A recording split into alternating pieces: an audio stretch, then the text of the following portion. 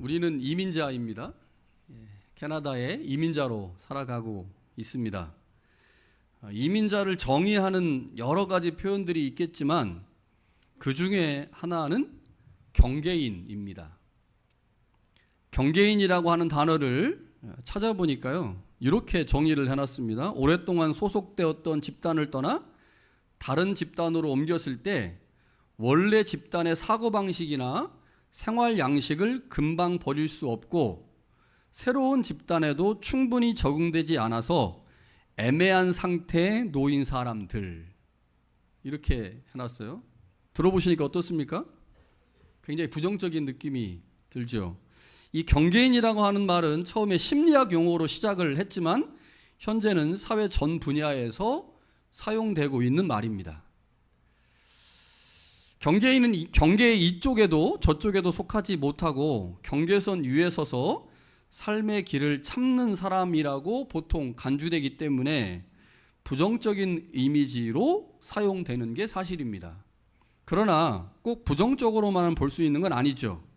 경계인으로서 둘 사이의 균형을 맞추고 노력한다면, 그래서 나만의 무엇인가를 만들어낼 수 있다면 꼭 부정적으로만 쓰는 단어는 아닐 것입니다. 사실 우리는 캐나다에서 경계인으로 살아갑니다.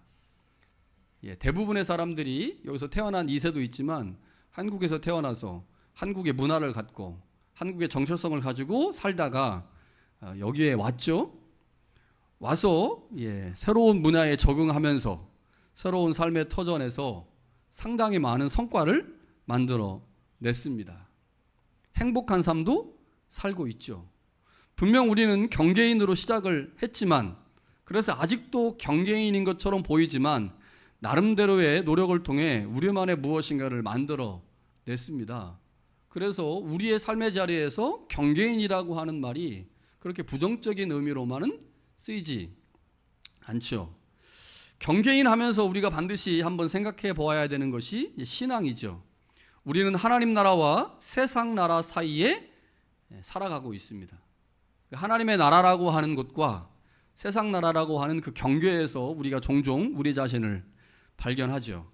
우리는 분명 하나님의 나라의 질서를 따라 살아갑니다. 그러나 우리가 살아가는 곳이 세상이다 보니 우리도 모르는 사이에 세상 질서를 따라 살아갈 때가 있죠. 하나님 나라 백성으로서의 분명한 정체성을 가지고 살아가면 좋겠지만 우리가 살아가는 삶의 자리가 세상이다 보니 우리도 모르는 사이에 경계인의 삶을 살 때가 있습니다. 그때 우리에게 반드시 필요한 것, 그것이 바로 신앙의 정체성을 통해 우리가 하나님 앞에서 누구인지를 발견하는 거죠. 그것이 우리가 이 땅을 살면서 반드시 가져야 되는 삶의 자세인데, 오늘 특별히 청년부 주간 예배를 드리면서 또 다른 경계인의 삶을 살고 있는 청년들을 생각하면서 다니엘서 말씀을 생각해 보려고 합니다. 우리가 이민자로 한국과 캐나다의 경계에 살고 있는데 청년들은 어린아이와 어른의 경계에 살고 있거든요. 그래서 이 청년들이 이 땅을 어떻게 살아가야 하는지를 오늘 다니엘서에 나오는 다니엘과 새 친구를 통해서 그 인사이트를 좀 얻어보려고 합니다. 다니엘서의 기본적인 배경은 바벨론 포로입니다. 바벨론 포로는 주전 6세기에 일어난 일로 이때 이스라엘 사람들의 상당수가 바벨론으로 옮겨져 포로 생활을 했습니다. 다니엘서 1장은 지금 이스라엘이 경험하고 있는 포로에 관한 매우 중요한 개념을 제시하는데, 당시 많은 이스라엘 사람들은 왜 하나님이 우리를 바벨론 땅에 포로로 가게 하시는지를 이해할 수 없었습니다. 우리가 이민 생활하다 보면 우리가 이제 이민을 오고 싶어서 온 사람도 있지만 저 같은 경우는 이민을 오려고 온 게 아니거든요. 목회지를 오다 보니까 어찌어찌 해가지고 이민을 왔단 말이에요. 그러다 보면 하나님이 나를 왜 이곳에 보내셨지, 왜 내가 이곳에 지금 살고 있지, 이런 생각들을 많이 하게 된단 말이에요. 이 다니엘서에 나오는 이스라엘의 상당수도 그렇게 생각을 했던 것 같습니다. 그런데 예레미야 25장에 보니까요, 예언자 예레미야가 이스라엘 백성들에게 포로로 끌려가는 것이 하나님의 뜻이다라고 주장을 했어요. 그러니까 이스라엘 사람들은 포로 생활을 하고 있는 게 도대체 왜 이렇게 됐는지 의문투성인데, 예레미야가 하나님의 뜻이 뭐냐? 이스라엘 사람들이 바벨론 땅에 포로로 끌려가는 거다라고 주장을 한 거죠. 그것 때문에 예레미야는 엄청난 순환과 어려움을 겪었습니다.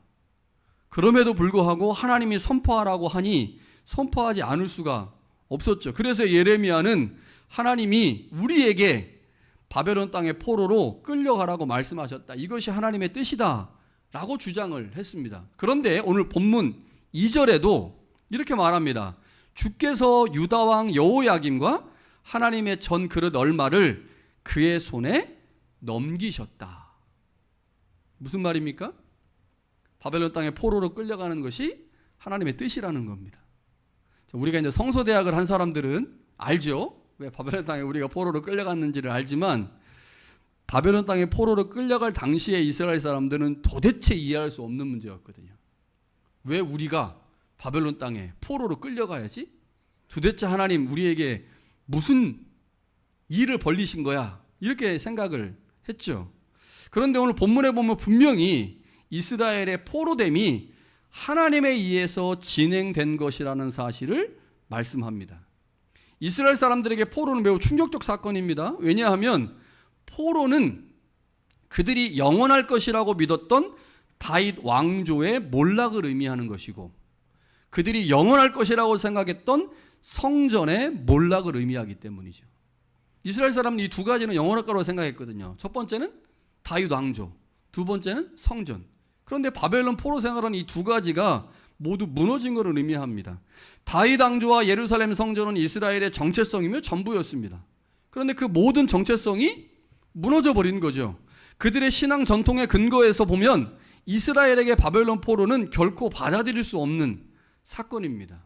그러나 다니엘서는 분명히 말하죠. 바벨론에서의 포로 생활이 하나님에 의해서 주도된 것이니 인정하고 받아들여라 라고 말씀합니다. 분명 하나님께서 포로를 허락하셨다고 하는 것, 그거 인정하기 쉽지 않습니다. 하나님이 왜 우리에게 이방 민족에게 끌려가 고통받게 하시지? 이거 분명 쉽지 않습니다. 그런데 이러한 하나님의 일하심에서 한 가지 소망을 발견할 수 있죠. 그것은 하나님이 시작하셨다면 하나님이 끝내실 수 있다는 겁니다. 우리가 어떤 고난을 당해요. 그런데 그 고난이 어디서부터 시작된 고난인지 몰라. 그러면 고난을 당하면서 굉장히 고통스럽습니다. 왜냐하면 언제 끝날지 모르니까. 이 지긋지긋한 가난, 이 지긋지긋한 질병, 이 지긋지긋한 삶, 이거 언제 끝날지 몰라서 고통스럽잖아요. 그런데 시작점에서 왜 그 일이 시작됐는지 알게 되면 끝나는 지점이 보이잖아요. 그러니까 더 심플해지거든요. 만약에 바벨론 땅의 포로가 우연찮게 이스라엘의 국력이 약해서 포로 생활을 한 것이라고 한다면 그들에게 오히려 소망이 없습니다. 그러나 하나님께서 시작하셨다고 하는 사실을 인정하게 되는 순간 하나님이 어떤 특별한 조건이 갖춰지면 그 포로 생활을 끝나게 하실 것이라고 하는 믿음이 생기면 훨씬 더 그 포로 생활을 잘 견뎌낼 수가 있는 거죠. 이제 이스라엘이 해야 될 일이 뭐겠습니까? 포로가 된 상황을 현실로 인정하고 인내하면서 포로 생활을 끝내실 하나님을 신뢰하는 겁니다. 하나님이 시작하셨으니 하나님이 끝내실 것이다. 그러면 그 끝내실 하나님을 소망하면서 하나님 앞에서 우리가 어떠한 삶을 살아야 될까? 어떠한 자세로 삶을 경영해 갈까를 고민하면 되는 거죠. 이스라엘은 고난의 상황에서 어쩌면 하나님을 향해 왜 도대체 이런 일을 행하셨습니까? 라고 질문하고 싶었을 겁니다. 그러나 다니엘서는 우리에게 이스라엘 백성들에게 왜라고 하는 질문보다 현재의 삶을 직시하고 받아들이면서 그 안에서 하나님에 대한 전적인 신뢰를 가지라라고 말씀하는 거죠. 여러분, 우리가 왜 이민 왔습니까? 왜 이민 와가 이렇게 고생하고 있습니까? 우리가 이민 올 때 고생할 거라고 생각하고 왔습니까? 아니요. 캐나다라고 하는 나라에서 행복하고 미래를 꿈꾸며 우리 자녀들에게 행복하고 더 나은 삶을 살게 하려고 그런 마음 가지고 왔잖아요. 근데 와서 보니까 어떻습니까? 생각한 것만큼 만만치가 않아요. 예, 그냥 죽을 것 같죠. 예, 죽을 것 같아요. 우리 모릅니다. 왜 도대체 하나님이 우리를 캐나다도 밴쿠버나 토론토 같은 그런 도시도 있는데 요즘 잘 나가는 캘거리도 있는데 왜 그런데 안 보내시고 윈터팩이라고 하는 아이고 이제 여름 끝나니까 또 무시무시해지죠. 겨울이 올까봐 이 윈터팩이라고 하는 이곳에 보내셔가지고 우리를 왜 이렇게 고생시키시냐 하나님 도대체 왜 그럽니까? 라고 질문하고 싶어져요. 왜 그 많은 교회 중에 임마누엘 교회도 있고 중앙교회도 있는데 왜 나를 세순교회에 보내셨는지 질문하고 싶어집니다. 그런데 그 질문보다 하나님이 지금 우리에게 허락하신 이 삶의 현실을 인정하고 이 안에서 하나님이 나에게 지금 무엇을 말씀하려고 하는 것인가? 내가 어떻게 삶을 살아야 하나님이 나에게 허락하실 이 모든 것들이 저주가 아닌 복이 될 것인가를 이제 고민해야 한다는 거죠. 자, 이것 때문에 이제 두 가지를 좀 본문에서 좀 살펴보려고 합니다. 포로의 삶을 있는 그대로 받아들일 이스라엘에게 두 가지가 요구되는데 첫 번째는 적응입니다. 적응. 자, 이제 이스라엘은 현재 벌어진 포로 생활을 그대로 받아들여야 하죠. 그 이전으로 돌아갈 방법은 없습니다. 오히려 현재의 삶을 적극적으로 개척하고 그 안에서 새로운 문화에 어떻게 적응할 것인가를 고민해야 합니다. 그리고 그 안에서 하나님의 뜻을 찾아야 하죠. 다니엘과 세 친구에게 새로운 문화에 대한 적응이 두 가지로 나타나는데 첫 번째는 학문과 언어를 배우는 겁니다. 자, 이게 적응이에요. 학문과 언어를 배운다. 4절에 보니까 곧 흠이 없고 용모가 아름다우며 모든 지혜를 통달하며 지식에 통달하며 학문에 익숙하여 왕궁에 설만한 소년을 데려오게 하였고 그들에게 갈대아 사람의 학문과 언어를 가르치게 했다. 자, 여기 보니까 학문과 언어를 가르치게 했는데 아무나 선택한 게 아닙니다. 예, 모든 지혜와 지식에 통달하고 학문에 익숙한 사람을 선별해서 그들에게 갈대아, 여기 바벨론 말한 거죠. 바벨론 사람의 학문과 언어를 가르치게 했다는 거죠. 여러분, 우리가 유니팩에 이민 온 거 그냥 온 거 아닙니다. 하나님이 우리를 한국에 있는 사람들 중에 특별하고 똑똑하고 지혜 있고 잘생기고 이쁜 사람들 하나님이 선별해가지고 우리 이곳에 보내신 거죠. 보내서 이곳에서의 학문과 언어를 배우게 하는 거죠. 자, 6절에 보니까 유대인들 가운데 다니엘과 그 세 친구가 선발되었습니다. 이들은 왕 앞에 서기 위해서 바벨론의 학문과 언어를 배웠습니다. 바벨론의 학문과 언어는 바벨론의 왕을 섬기는 도구입니다. 우리가 언뜻 생각하면 바벨론의 학문과 언어를 배워서 바벨론의 왕을 섬긴다. 우리는 하나님을 섬기는 사람인데 하나님의 백성인데 하나님이 아닌 바벨론의 왕을 섬기기 위해서 학문과 언어를 배운다? 이거는 좀 아닌 것 같은데, 이건 문제가 있는 것 같은데 라고 생각해서 배척할 수 있잖아요. 그런데 다니엘은 그렇지 않았다는 겁니다. 학문과 언어를 배우는 일에 소홀하지 않았어요. 다시 말하면 학문과 언어는 구별의 영역에 속하는 게 아니라 적응의 영역이라는 거죠. 적응. 그 땅 바벨론 땅에서 적응하면서 삶의 문제를 고민할 때 주어지는 게 뭐냐?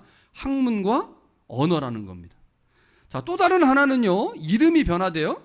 다니엘은 벨드사살로, 세 친구 하나냐는 사드락으로, 미사엘은 메삭으로, 아사랴는 아벳노고로 이름이 바뀝니다. 다니엘서는 바벨론식의 이름의 변화에 대해서 부정적 의견을 보이지 않습니다.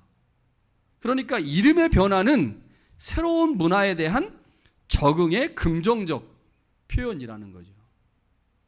그러니까 바벨론 땅에 살아가야 되는 이스라엘 사람들이 그 땅을 살면서 적응해야 돼요. 적응해야 돼. 근데 그 적응의 영역으로 나오는 게 뭐냐? 이름의 변화입니다. 또 다른 하나는 그 땅의 학문과 언어를 배우는 거예요. 근데 학문과 언어를 배우는 것이 바벨론 왕을 위한 것이 될 수 있음에도 불구하고 다니엘서는 이 부분에 대해서는 거부하지 않습니다. 자, 적응해야 될 영역으로 세 가지를 말씀하고 있는 거죠. 자, 그러면 우리가 이 땅에서 적응만 해야 되느냐? 그렇지 않죠? 구별해야 될 영역이 있어요. 구별. 자, 포로의 삶을 살고 있는 이스라엘에 요구되는 구별이 뭐냐? 자, 1장을 보니까요. 구분의 1장에서 보면 구별의 기준으로 제시되고 있는 것이 있는데 그것이 토라입니다. 토라. 자, 포로라고 하는 환경에서 적응하고 또 세상의 권세에 순종해야 하지만 반드시 구별해야 하는 것이 있는데 그것은 토라를 지키는 것, 토라의 순종입니다.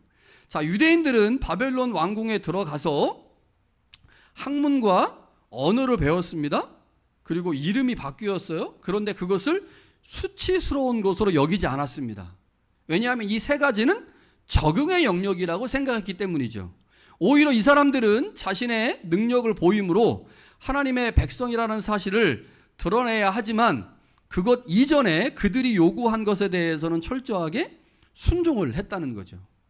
그러나 하나님께서 그들 가운데 주신 토라가 그 땅 바벨론의 왕의 명령과 충돌하게 되면 이스라엘은 토라를 선택해야 됩니다. 그러니까 충돌되지 않을 때는 적응하면 돼요. 그런데 만약에 그게 충돌이 되면 선택을 해야 돼요. 토라를 선택해야 되죠. 이게 이스라엘 사람들이 가져야 될 구별입니다. 자, 오늘 본문에 그런 이야기가 나오죠. 자, 왕이 다니엘과 세 친구에게 학문과 언어를 요구했습니다. 왜냐하면 이스라엘 사람들 중에 바벨론 땅에서 어떤 중요한 일을 맡기려면 학문도 배워야 되고 언어도 배워야 되니까. 그런데 이 학문과 언어를 위한 전제 조건으로 요구된 게 뭐냐면 건강한 육체입니다. 그러니까 너희가 학문을 잘하고 언어를 잘 배워서 내가 너희들에게 관직을 맡길 건데 그 관직을 잘 감당하려면 건강한 육체가 있어야 돼. 그러니까 건강한 육체를 위해서 내가 너희에게 제시하는 모든 음식을 먹어야 돼. 이렇게 말하는 거예요. 그러니까 학문과 언어까지는 오케이. 학문과 언어는 우리가 적응의 영역이라고 생각하니까 이거는 받아들일 수 있어. 그런데 그 학문과 언어를 위해서 내가 너희에게 제공하는 모든 음식을 먹어야 돼 라고 했습니다. 그런데 이스라엘 사람들에게는 음식법이 있거든요. 음식법. 자, 학문을 배우거나 언어를 배우는 이야기는 율법이 없어요. 그런데 음식에 관해서는 법이 있단 말이에요. 근데 그 음식법을 보면 우상에게 바쳐진 음식은 자신을 더럽힐 수 있기 때문에 그거는 금지해야 됩니다. 근데 이 사람들이 말하기를 너희가 학문과 언어를 잘 배우려면 건강한 육체가 있어야 되고 건강한 육체가 있으려면 우리가 제공하는 고기와 술을 먹어야 돼. 그런데 그 고기와 술이 우상에게 바쳐진 거예요. 그래서 음식법과 충돌이 일어나는 거죠. 충돌이 일어나니까 다니엘과 세 친구들이 하나님의 주권과 왕되심을 고백하기 때문에 그들이 제시하는 음식을 거부합니다. 이것 때문에 아주 큰일이 날 뻔했죠. 그러나 하나님이 그들 가운데 일하심으로 그들은 강건하게 하셨죠. 그러니까 토라의 관점에서 보면 학문을 배우고 이름을 바꾸는 것은 적응의 영역이지만 우상에게 바쳐진 음식은 구별의 영역이었다는 거죠. 이거는 구별해야 되는 거예요. 반드시. 토라와 충돌되니까. 자, 다니엘서 6장에 보면 또 다른 문제가 나옵니다. 그것은 다니엘의 기도입니다. 바벨론 왕이 다니엘의 민첩함을 보고 그를 세워 전국을 다스리게 했어요. 그러자 총리와 고관들이 다니엘을 시기해가지고요 고발 근거를 찾습니다. 그런데 아무리 찾아도 찾을 수가 없어요. 그래서 왕을 설득해서 30일 동안 누구든지 왕 외에 다른 어떤 신에게나 사람에게 무엇을 구하거나 기도를 하면 사자굴에 집어넣읍시다 라고 제안을 해요. 왕이 오케이 합니다. 그런데 다니엘이 이 모든 사실을 알고 있었지만 하루에 3번씩 하던 기도를 멈추질 않았어요. 하나님께 기도하고 그를 섬기는 것은 결코 타협할 수 없는 구별의 영역이라고 다니엘은 생각했기 때문이죠. 그러니까 다니엘의 세 친구는 학문과 언어에 있어서는 적응의 방법을 선택했고 음식과 기도에 있어서는 구별의 방법을 선택한 거죠. 자, 디아스포라 유대인들은 그들의 삶의 자리에서 적응과 구별을 통해 그들의 삶의 자리를 견고하게 했고 하나님의 백성으로서의 신앙의 정체성을 지켜갔습니다. 자, 이게 이 땅을 살고 있는 우리에게도 필요하다는 거예요. 어떤 부분을 적응하고 어떤 부분을 구별할 것인가. 자, 적응은 생존의 문제입니다. 그렇죠? 내가 캐나다에 적응을 해야 먹고 살 수가 있어요. 생존의 문제입니다. 그러나 구별은 무슨 문제예요? 신앙의 정체성의 문제입니다. 그래서 이거 두 개 다 포기할 수가 없어요. 적응도 해야 되고 구별도 해야 됩니다. 자, 그런데 문제는 뭐겠습니까? 이게 아까 말씀드린 것처럼 경계인으로서 이쪽과 이쪽의 균형을 잘 잡으면 사실은 문제가 안 되는데 한쪽으로 쏠리면 문제가 생기는 거죠. 적응을 너무 잘해. 너무 잘해가지고 막 신앙생활은 다 내팽개치고 적응만 잘했어. 그래서 분명히 올 때는 신앙이 있었거든. 근데 2년, 3년, 4년, 5년 지나니까 적응을 너무 잘해가지고 신앙을 다 팔아먹었어요. 그래서 적응을 너무 잘해도 안 되죠. 정체성만 있어, 정체성. 하나님만 너무 잘 믿어. 그래가지고 회사에서 뭘 요구하는데 나는 절대로 그거 못합니다. 그래서 계속 파이어드 돼가 돼. 잘려. 여기 갔다가 잘리고 저기 갔다가 잘리고. 그럼 어떻게 먹고 살아요? 먹고 살 수 없잖아요. 그러니까 우리가 어떤 부분에서 적응하고 어떤 부분에서 구별할 것인가를 사실 고민해야 되죠. 우리는 생존을 위해 반드시 새로운 문화와 환경에 적응을 해야 합니다. 그렇게 새로운 것에 적응함으로 생존할 수 있지만 사실 그것이 우리의 삶의 목적은 아니잖아요. 그래서 우리의 근본이 무엇인지를 아는 것이 필요하기에 우리는 반드시 적응하고 있는 삶의 현장에서 구별을 통한 정체성을 확고하게 하는 것이 필요하죠. 자, 우리의 삶을 한번 생각을 해봅시다. 자, 이민 1세대들은 더 나은 삶과 행복을 위해 대한민국을 떠나 캐나다에 살고 있습니다. 우리의 이민의 목표를 실현하기 위해 우리는 반드시 캐나다라고 하는 나라에 적응해야 하죠. 적응은 더 나은 삶을 위한 우리의 선택입니다. 자, 유학생들이 있어요. 유학생들도 유학생 청년들도 사실 어른 세대와 비슷하죠. 이거 적응해야 돼요. 언어도 적응하고 삶도 적응하고 그렇지 않으면 살아갈 수가 없습니다. 그러나 부모와 함께 온 1.5세 혹은 이 땅에서 태어난 2세들은 조금 다를 수 있습니다. 그러나 동일한 한 가지는 우리가 이 땅에서 태어났다 할지라도 우리는 모두 한국 사람입니다. 저도 최근에 캐나다 시민권을 이제 획득을 했는데 제가 신분으로는 캐나다 사람이지만 저는 뼛속까지 한국 사람이죠. 예, 영어 잘못하는 캐나다 사람. 한국 사람이라는 말이죠. 제가 밴프에 가가지고 어떤 사람이 파킹을 하는데 거기 밴프에 이제 그 레이크 루이스에 갔었거든요. 레이크 루이스 가니까 주차비를 36불을 받는 거예요. 옵션이 하나밖에 없어. 그래가지고 그 이제 어쩔 수 없으니까 이제 티켓을 받았어요. 그래도 어떤 동양인처럼 저는 그 중국 사람인 줄 알았어요. 중국 사람처럼 보이는 어떤 분이 그 뽑고 나서 36불을 확인한 다음에 막 열받아가지고 막 이제 화는 낼 수가 없고 그러니까 어떤 다른 중동 쪽에 있는 사람한테 막 하소연을 하는 거예요. 영어로. 이거 도대체 왜 그러냐. 영어도 잘 못하시더라고요. 막 하소연을 하는 거야. 그래서 제가 이제 보고 있다가 그거 이제 옵션이 하나밖에 없다. 그런데 어쩔 수 없어 페이해야 된다라고 얘기를 했어요. 제가 한국 사람이면 얘기 안 했을 겁니다. 영어로 얘기를 했거든요. 영어로 얘기를 하니까 그분이 바로 뭐라고 하는지 아십니까? 한국 사람이서 이렇게 말하는 거예요. 그러니까 제가 갖고 있는 이 액센트 때문에 그냥 자연스럽게 한국 사람인지 안 거죠. 그래서 그분한테 그 옵션이 하나밖에 없어서 그냥 36불 페이 하셔야 된다. 그러고 레이크루스에 왔는데 제 옆을 계속 따라다니더라고요. 계속 같은 길을 쭉 이제 그분하고 같이 가게 됐는데, 여러분 우리가 영어라고 하는 거 이거 극복하기 사실 힘들지만 적응하지 않으면 살아갈 수 없죠. 그런데 1.5세나 2세들은 영어가 완벽하잖아요. 그럼에도 불구하고 한국 사람입니다. 우리는 모두 한국 사람이에요. 그렇기 때문에 한국 사람이라고 하는 정체성의 문제를 생각하지 않을 수가 없는 거죠. 우리가 정체성을 잃지 않는다고 하는 것, 그것은 곧 우리의 존재됨의 확신과 의미를 의미하는 거죠. 그러니까 내가 한국 사람이다. 우리 부모가 한국 사람이다. 그래서 내가 이 땅에서 영어가 좀 더 편하고 캐나다 사람으로 살아가지만 정체성을 잊지 않을 때 그 사람이 가지고 있는 잠재력이 극대화될 수 있습니다. 이거는 이제 미국에서 여러 실험을 통해서 거친 거예요. 그러니까 두 언어를 다 쓸 수 있는 사람이 훨씬 더 성공할 확률이 높고, 정체성에 대한 분명한 인식을 갖고 있는 사람이 훨씬 더 나은 삶을 산다는 거죠. 그러니까 우리 2세들이나 3세들도 우리가 이 땅에서 이 캐나다에 살고 있지만 이거 가르쳐야 됩니다. 그래서 우리가 힘들고 어렵지만 한글 학교를 통해서 한국의 문화와 역사를 가르치려고 하는 거잖아요.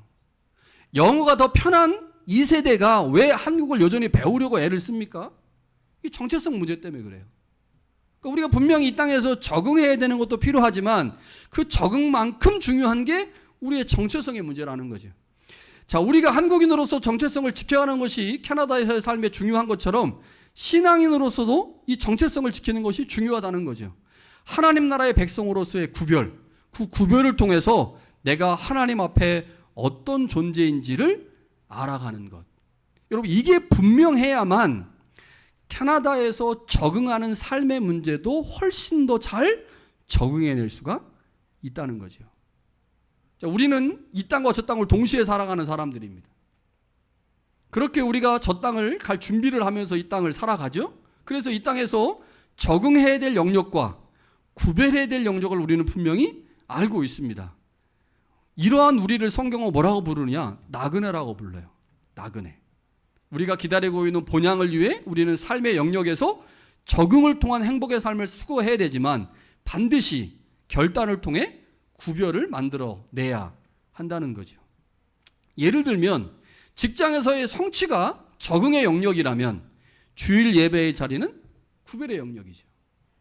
캐나다 사회에서의 제도와 언어를 배우는 것이 적응의 영역이라면 돈과 성공을 위해 신앙 양심을 팔아먹지 않는 것은 구별의 영역입니다. 우리는 삶의 자리에서 엄청나게 많은 구별과 적응의 자리에서 고민하게 되는 거죠. 몇 가지로 적응과 구별의 예를 들 수가 있습니다. 그러나 사실 삶의 어떤 부분에서 구별해야 하는지, 어떤 부분에서 적응해야 하는지 신앙의 수준이 모두 다르기 때문에 우리는 모두 다른 삶의 자리에서 혼자 고민해야 돼요. 그러니까 믿음의 분량이 큰 사람들은 훨씬 더 많은 영역에서 구별하겠죠. 그래서 나를 조금 더 거룩한 하나님의 사람들로 만들어 가겠죠. 그러나 어떤 사람은 신앙의 수준이 낮기 때문에 구별하는 것보다 적응하는 것이 훨씬 많을 것입니다. 그래서 적응하는 게 훨씬 많은 사람을 보고 우리는 신앙이 조금 얕다, 신앙이 적다, 약하다 이렇게 부르는 거고, 훨씬 더 많은 영역에서 구별하는 사람들은 야, 저 사람은 신앙이 깊다, 신앙이 크다 이렇게 말을 하는 거죠. 그러니까 우리가 적응과 구별을 해야 하는 이 삶의 자리에서 중요한 게 뭐냐? 적응과 구별은 우리의 신앙의 수준에 따라 달라진다는 거죠. 이걸 기억하셔야 돼요. 그러니까 저 사람하고 나랑 같을 수가 없는 거예요. 가람이랑 저랑 구별과 적응의 수준이 같을 수가 없겠죠. 가람이가 훨씬 높을 거예요. 저보다. 같을 수가 없습니다. 믿음의 분량에 따라서 다른 기준과 다른 방식으로 그것들을 찾아가기 때문에 그런 거죠. 여러분, 그래서 우리가 구별된 삶을 살아감으로 하나님이 원하시는 나만의 답을 찾아가기 위해서 우리가 하나님과 더 깊은 신앙의 관계, 더 깊은 믿음의 자리로 들어가야 한다는 겁니다. 자, 그런데 우리가 적응과 구별의 삶의 자리에서 충돌을 하게 될 때 이 기준을 반드시 여러분 기억하셔야 돼요. 어떤 경우도 우리가 적응을 통해 얻는 많은 것들이 하나님의 주되심을 방해하게 된다면 그것은 구별해야 되는 겁니다. 내가 적응을 했어. 그래서 적응해가지고 예를 들어서 돈도 얻고 풍요로운 삶도 얻고 평안한 삶을 얻었어요. 그런데 그것이 하나님의 주되심을 방해한다거나 혹은 하나님과의 관계를 방해하거나 단절하는 일들을 그 풍요가 방해하고 있다면 그것은 사실 적응의 영역이 아니라 구별해야 될 영역이라고 하는 거죠. 우리가 적응을 통해서 얻는 것들, 그것이 우리의 삶을 풍요롭게 하지만 궁극적으로는 하나님의 주되심을 위한 도구라는 사실들을 기억해야 하는 거죠. 하나님의 주되심을 방해하는 것이 나의 삶을 안락하게 한다고 그것을 계속해서 추구하고 따라가다 보면 하나님의 주되심 자체가 없어져 버려요. 그러니까 분명히 우리가 이 적응과 구별이라고 하는 이 두 개의 축 안에서 적절하게 균형을 맞춰가야 하는데, 이 적정하게 균형을 맞춰갈 때 반드시 우리 가운데 필요한 게 무엇이냐?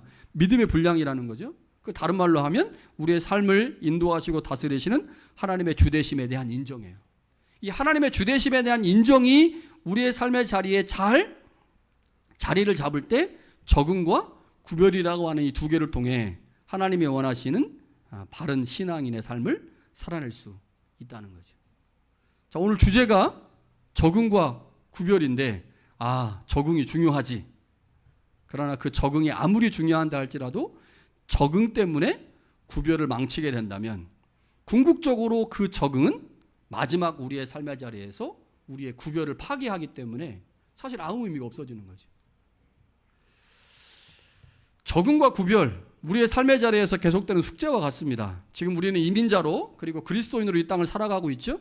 이 땅에서 우리가 날마다 선택의 기로에 섭니다. 적응할 것인가?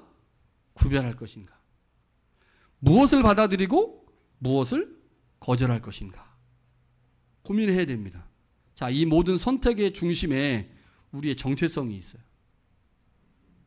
잘 선택하고 잘 구별하고 잘 적응하면 하나님의 백성으로서의 정체성을 잘 유지할 수 있겠지만, 그렇지 않고 너무 많이 적응하면, 너무 덜 구별하면 결국 그 적응 때문에 우리의 구별이 손상을 입고 결국 우리가 하나님 앞에 구별되지 못하는 자로 설 수 있다고 하는 거죠.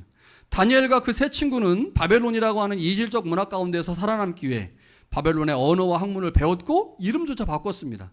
그러나 그들은 정체성을 잃지 않았습니다. 왜냐하면 그들의 중심에 하나님의 주권이 있었고 그분 앞에서 사는 삶이 무엇보다 중요했기 때문이죠. 그들이 정한 그들의 구별의 삶의 가장 두 가지 중요한 핵심으로 정한 게 뭐냐? 먹는 것과 기도하는 것이었습니다. 우리도 정해야 됩니다. 내가 이것만큼은 결코 물러설 수 없다. 내가 이것만큼은 결코 하나님 앞에서 어떤 한이 있어도 구별하겠다. 그게 주일 예배이든, 그게 기도이든, 그게 찬양이든, 그게 11조이든, 그게 누군가를 섬기는 것이든, 그 어떤 것이든지 간에 오늘 다니엘과 두 친구처럼, 세 친구처럼 최소한 두 개는 정해야 됩니다. 두 개. 내가 이거는 결코 물러설 수 없어. 내 목숨이 빼앗겨진다 할지라도 이것만큼은 내가 반드시 지키겠어라고 하는 두 가지를 우리 마음 가운데 새기고 그것을 우리의 신앙의 중심에 놓으면 그것이 우리 안에서 우리의 삶을 새롭게 만드는 거죠.